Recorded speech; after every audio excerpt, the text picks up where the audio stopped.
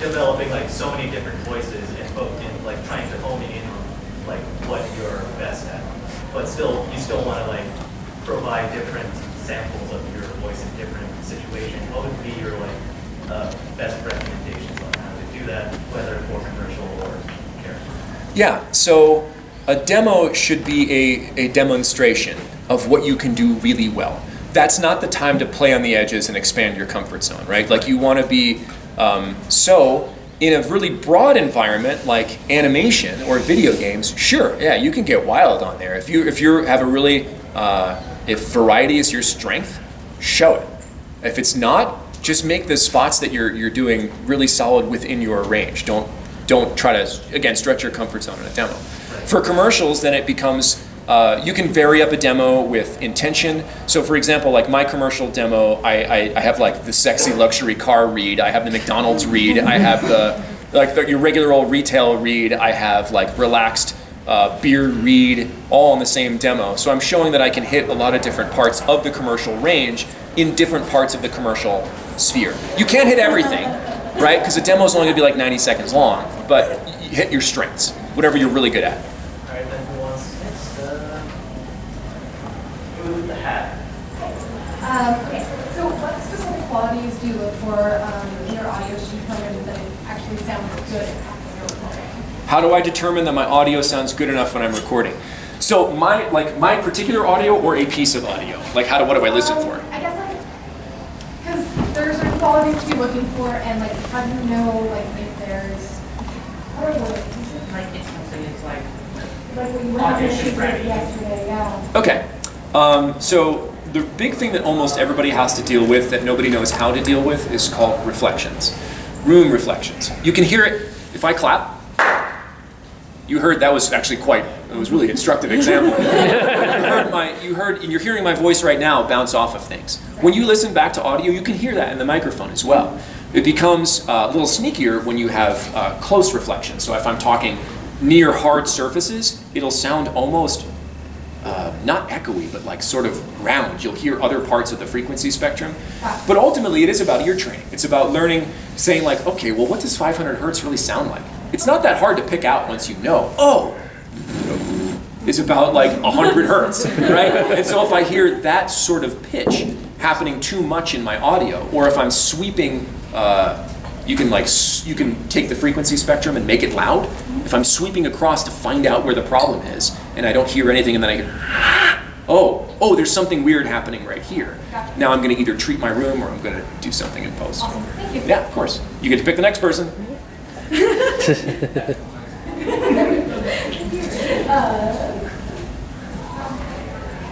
there any type of voice acting roles that you feel like are underrated that you really enjoy that you think people should try more? Voice acting roles that are underrated that I think people should try more is really corporate work because it pays awesome and it's easy to do and there's a shit ton of it out there. 65% of my income is repeat clients on the corporate side who don't even audition me anymore. And I think it's a really something that no one in this room should do because I want to do it. I don't know. No, don't do that.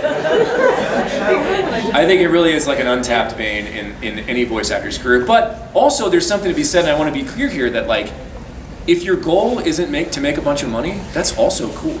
If your goal is to be creatively fulfilled and work in fan projects where you can express yourself, that's a win. That's a big win.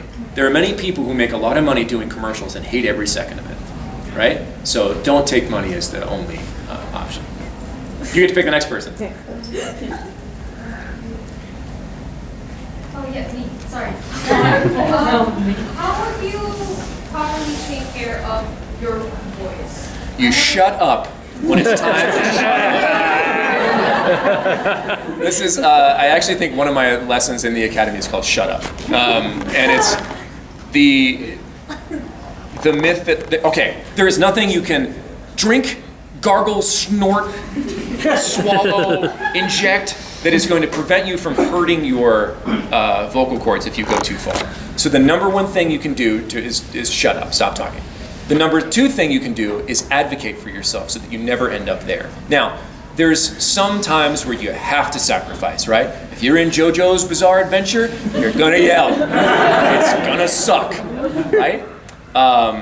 So, but you can, take care of it by A, not doing what I did and choose a horrible voice for a JoJo's character that burns you out.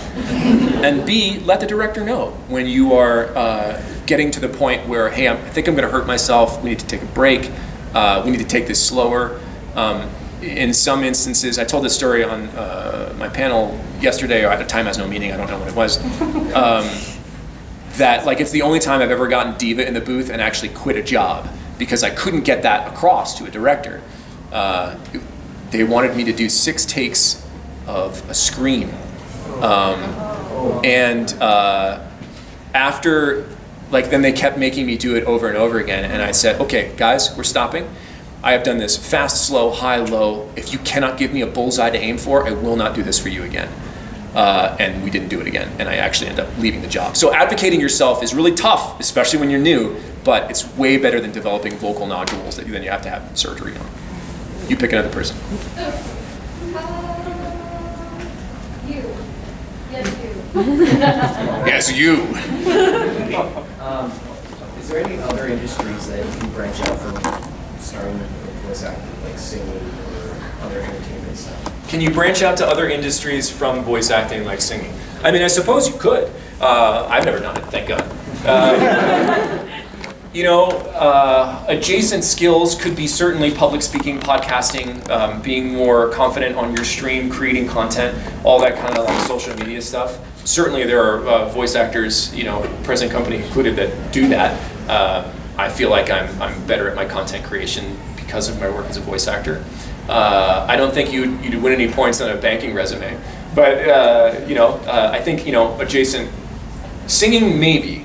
You're learning your instrument that way, but I think a lot of content creation because you're so used to exploring different points of view. Your turn to pick somebody.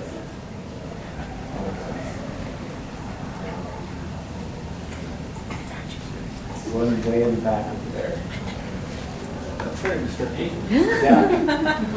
How often should you refresh your voice demo? As soon as you have, how often should you refresh your voice demo is the question. Whenever you have a spike in your skill curve, right? Whenever you reach a new plateau. And you'll develop a taste for that over time. Or like, oh, I'm way better, but now I feel really confident in this. And then after a while, you'll be like, you know what, I listened to that demo and I know that I can be better than that. And you can, I would say every time you have a flattening of your skill curve. You pick the next person as long as it's one of these two people. Right here. You're next. When it comes to acting credits for yourself, are there any roles that you say don't bother? Like I've heard in others, if you're doing like a voice for, let's say, Batman in a fan thing, never do that. But if it's an original character or like some sort of fan comic thing, Okay. Like what are good characters to use as credits for previous work?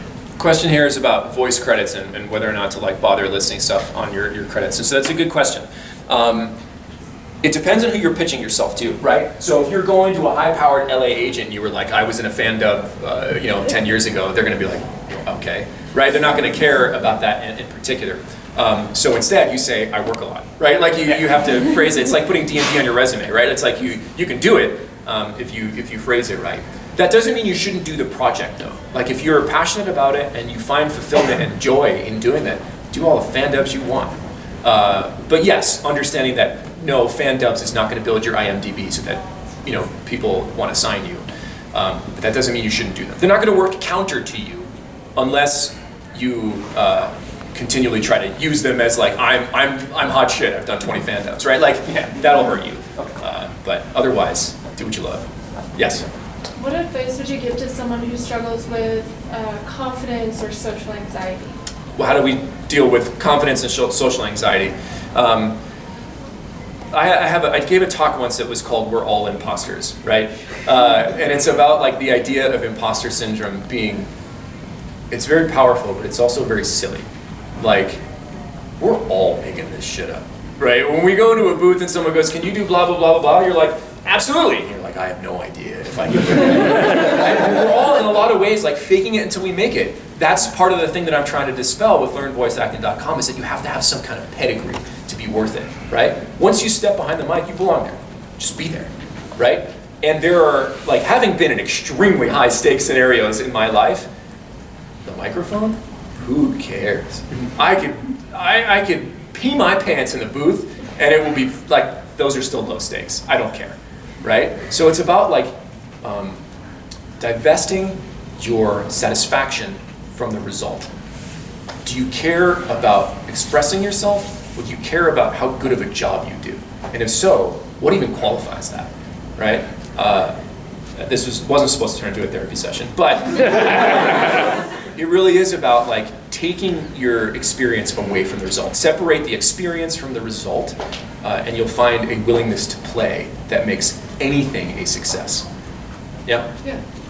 You pick the next person. There in the hat. Debbie. Maybe possibly a weird question. So if you build something of any art medium, whether, for me, I like to build video games. I'm building video games, and I want to voice a character. Is there a way that you could sort of maybe like pay yourself almost? Who do you think narrates my books? When I sold my publishing rights to Tantor, I said, you must hire this actor from SAG-AFTRA. His name is Joe Zeija. Totally possible. Absolutely. 100%. I have no idea what the hell time it is. Are we done? One more question. You get to pick it. Make it good. All right, this is going to be super specific. So let's say, just personal example, if you get told, hey, your audio sounds really thin, what the hell do you do about that? So thinness usually comes from a under-reliance on the low end of the frequency spectrum or an over-reliance on the high end of the frequency spectrum. It also may come from that person having a bad ear. I always take feedback with a grain of salt unless it's an aggregate. I want many people to tell me that my sound is thin, not one guy who thinks he's the Spielberg of engineering telling me he thinks my sound is thin. I have one client that always comes back and is like, you're really sibilant. And I'm like, you are the only one of 8,000 people who have hired me to tell me that I am sibilant, but I'm happy to tell you that I process this audio differently, and magically you hear that sibilance comes out. Every time, I send in the same audio every time, twice. And the second one is magically not sibilant. It's a miracle. But if you do get like thin and thick, all these weird terms that like boxy, like you'll come to understand that thin means I don't have enough bass. Boxy means I have too much in the mids. Bassy means I have, or like flat means I'm not getting enough body on both the high and the low end. You'll come to understand it. Okay, cool. Okay. Guys, this has been fun. I hope. Thank you for coming out. Again, learnvoiceacting.com has a ton of free resources. You do not have to pay me a dime to get more advice. I got a YouTube channel that publishes this stuff all the time. So go out there, have fun. Go get behind the mic if that's where you want to be. I know I'll never be the same. Shook my world so hard again. Wish I washed away my sins. He's a dead